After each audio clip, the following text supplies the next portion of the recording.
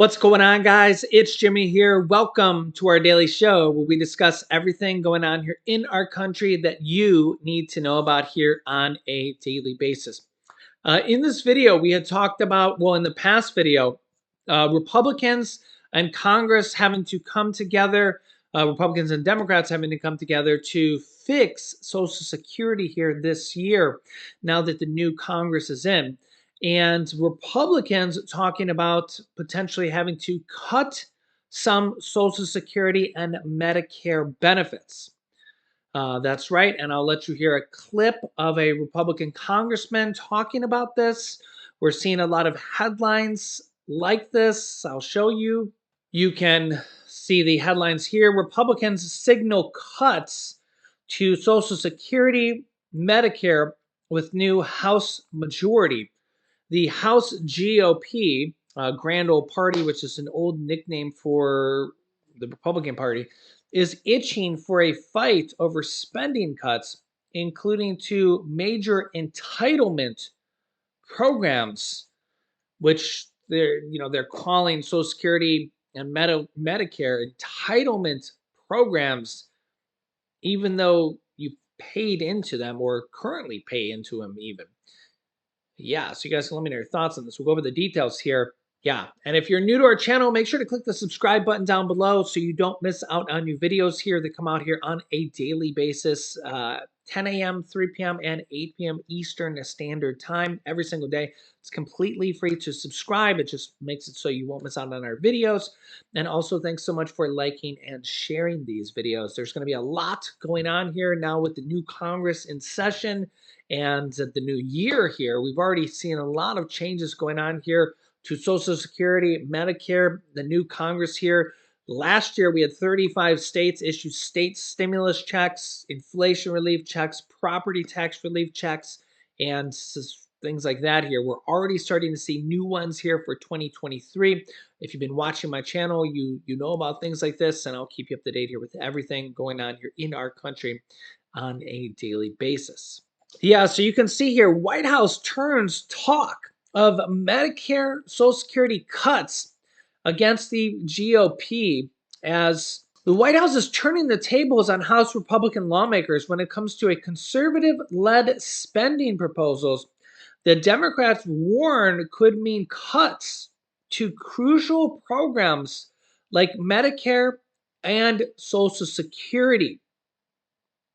The Biden administration is already building on a strategy it deployed during the midterm election season in which it highlighted talk from multiple GOP Republican congressional lawmakers about how they plan to use their new House majority to consider cuts to entitlement programs like Social Security and Medicare. And this is what the Republicans themselves said.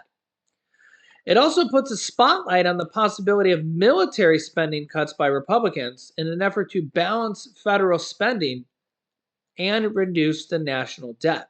The Biden administration has made it clear it won't go along with such proposals, framing Republicans as the party that wants to defund the military and threaten social welfare programs. There's a problem with that, though, is that could lead to a government shutdown or a national default with the debt limit or the debt ceiling. So they might be forced to go along with something like this. Here's what White House Chief of Staff Ronald Klain said here. They're going to try to cut Social Security and Medicare. It could not be clearer.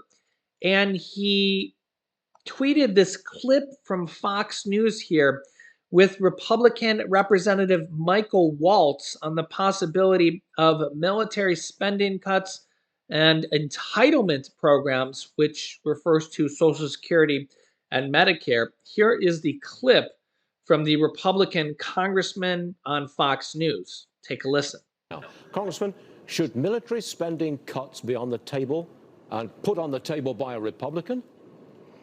Well, look, I agree with Jim Jordan that we are going to carve out woke policies out of the military. We are going to look at the out-of-whack ratio of generals. I invite him to come on the Armed Services Committee and work with us on that. But Stu, and by the way, I'm all for a balanced budget. We've got to get spending under control, but we are not going to do it on the backs of our troops and our military, when at the same time we're talking about China is the greatest threat. We're going to have a select committee on China. They're tripling their nuclear arsenal. Iran is racing towards a nuke. North Korea is about to launch an ICBM. Russia is on the march. And oh, by the way, we still have a global terrorist state now in Afghanistan, thanks to Joe Biden. So this is, I mean, we can work on prioritizing defense spending, but that's really nibbling around the margins. Okay. If we really want to talk about the debt and spending, it's the entitlements program that's 70% of our entire budget. That 1.7 trillion and defense within that is only 30%. So if we want to talk about big reforms, I look forward to hearing that from those folks who are pushing towards a balanced budget. So you guys can let me know your thoughts here on his talk about cuts to entitlement programs, which would be things like Social Security, Medicare, Medicaid, things like that.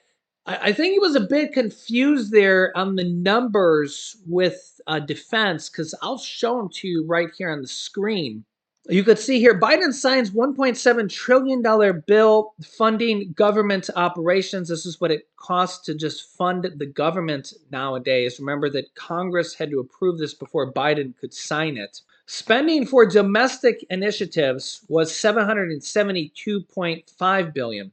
Spending on defense programs will increase by, it was just under 10%. That's 10% here. $858 billion. Yeah, so a little bit more than half of the money was for defense. You can see it right there. So, and this goes up here. Well, it went up by almost about 10% here this year. $858 billion was for defense of our country. That's the Air Force, the military, the Navy. And the money that was not for defense was $772.5 billion. So there it is in black and white. So when lawmakers, particularly Republicans, are talking about cutting funding, and well, first of all, there's no way we can balance the budget. We're just not even close to it right now. When they're talking about cutting money to it and saving some money here, remember that in 1990 the federal deficit was 3 trillion. Now it's like 31 trillion. Former President Donald Trump added $8 trillion to the deficit in 4 years. That was the most by any president. Whether Biden's going to add more, less, or about the same of that, we'll see here. But remember, it's not necessarily correlation to inflation. We've had bad inflation here in the last year or two, maybe, but it doesn't necessarily mean from 1990 up until now we've had bad inflation. Okay. You know, remember the world's dealing with bad inflation right now. Over in Europe, they have 50% higher inflation than us in a lot of different countries. They have 11% inflation in Germany and other countries over there, actually. So our actual last inflation reading was 7.1%. The new CPI data actually could show here that our month-over-month inflation was actually negative. So we'll see when that comes out here today. But yeah, remember gas over in Europe is actually double the price of ours. So inflation is just kind of a worldwide thing right now. Everybody pretty much around the world is dealing with it. Canada has higher prices than us. Canada actually has higher inflation than us as well. And they don't have Democrats or Republicans or the same president than us or anything like that. So you just kind of, realize that. But the thing is here is that, do you want Social Security to be cut? Do you want Medicare benefits to be cut? Do you want your entitlement benefits to be cut? Things that you paid into, in the case of Social Security, your entire life.